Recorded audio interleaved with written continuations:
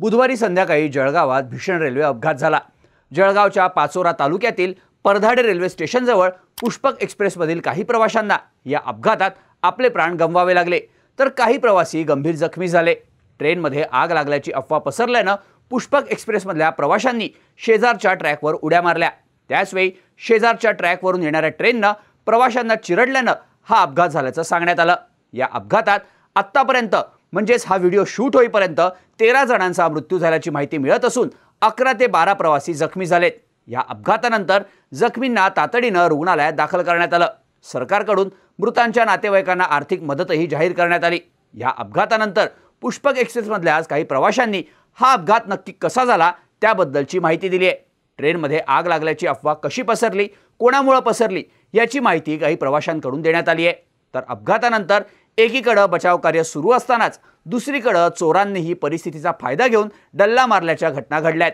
जळगावात पुष्पक एक्सप्रेसच्या अपघाताबद्दल प्रत्यक्षदर्शींनी काय सांगितलं, अपघाताच्या कोणत्या नवीन अपडेट्स समोर आल्यात त्याचीच माहिती या व्हिडिओमधून जाणून घेऊयात। नमस्कार, मी शार्दूल आणि तुम्ही बघताय बोल भिडू। जळगावातला हा अपघात नक्की कसा झाला त्याबद्दल पुष्पक एक्सप्रेसमधल्या प्रवाशांनी नक्की काय सांगितलंय ते आता बघूयात। लखनौहून मुंबई सीएसएमटी स्टेशनकडे जाणाऱ्या 12533 पुष्पक एक्सप्रेसनं संध्याकाळी 4 वाजता जळगाव स्टेशन सोडलं। त्यानंतर ही गाडी पुढे आल्यानंतर माहेजी आणि परधाडे स्टेशन दरम्यान असलेल्या वळणावर गाडी टर्न घेत होती। त्याचवेळी गाडीच्या हॉट एक्सेल आणि ब्रेक बायडिंगमध्ये अचानक आगीच्या ठिणग्या उडाल्या।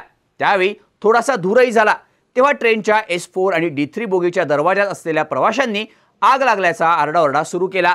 तेव्हा D3 बोगीतील प्रवाशांनी आपत्कालीन चेन खेचली आणि गाडी थांबली। त्यावेळी गाडीतील काही प्रवासी खाली उतरले। त्याचवेळी जनरल बोगीत एका चहावाल्यानं ट्रेनमध्ये आग लागल्याची माहिती दिली। जनरल बोगी ही प्रवाशांनी खचाखच भरली होती।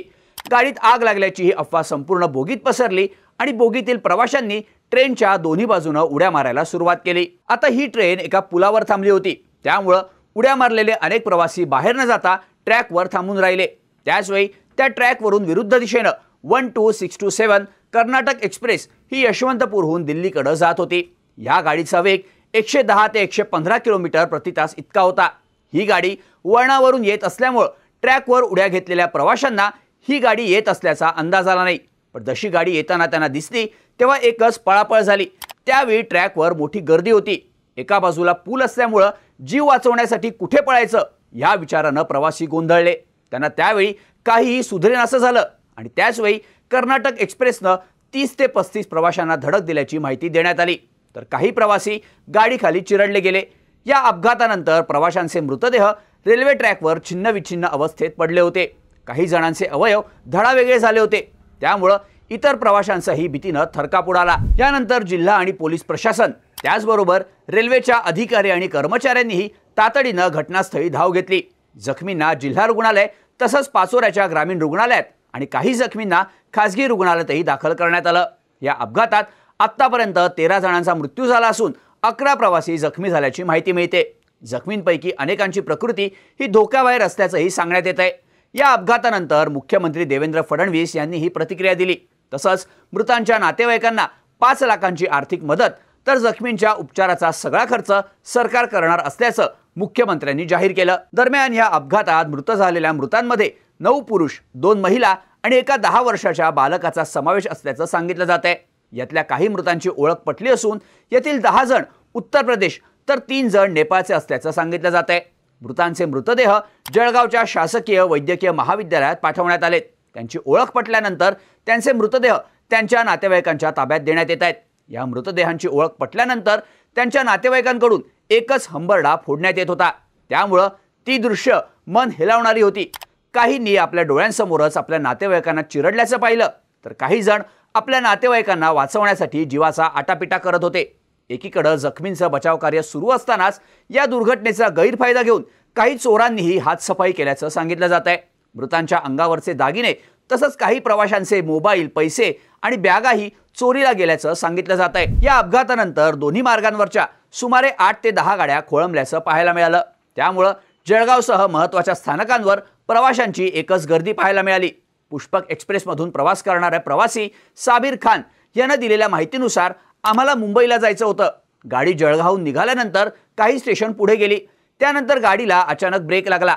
गाडी अचानक का थांबली हे बघण्यासाठी माझ्यासह माझ्या बोगीतील काही प्रवाशांनी बाहेर डोकावून पाहिलं, तेव्हा शेजारच्या बोगीतील काही प्रवासी भराभर खाली उड्या टाकत होते। आग लागली, पळा पळा, उतरा असं ते ओरडत होते। त्यामुळे आमच्या बोगीतील प्रवासीही घाबरले। जो तो डब्याच्या खाली उतरण्यासाठी धावपळ करायला लागला। पुरुषांची धावाधाव तर महिला आणि मुलांच्या धडपडीमुळे डब्यातच चेंगराचेंगरी व्हायला लागली। त्यात माझा एक मित्र डब्यातून खाली पडला आणि जखमी झाला। मी डब्यातून खाली उतरलो तेव्हा शेजारच्या ट्रॅकवरून येणाऱ्या भरधाव गाडीनं अनेक प्रवाशांना चिरडल्याचं पाहिलं। हे दृश्य बघून तिथे सगळ्यांचाच थरकाप उडाला। दरम्यान आग लागल्याच्या एका अफवेमुळे जळगावात हा भीषण अपघात झाल्याचं पाहायला मिळालंय।